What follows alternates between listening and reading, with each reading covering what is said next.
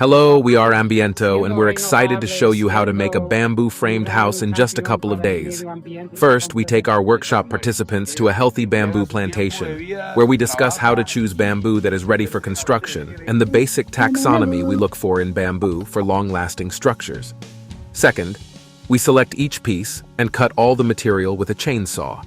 Third, we assemble all columns and beams in an assembly station using construction rods. Fourth, we make a template on the floor and ensure that all our main points of junction are in the right place to ensure a straight roof. This process needs to be exact so that each frame is the same.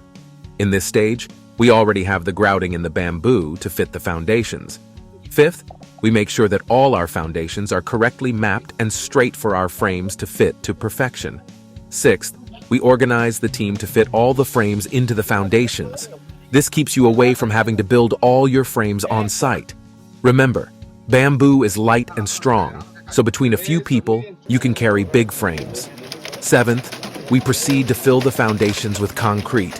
Finally, we proceed with joining your two frames and selecting the roofing system. If you enjoyed this video, please give us a like and follow us for more exciting bamboo projects.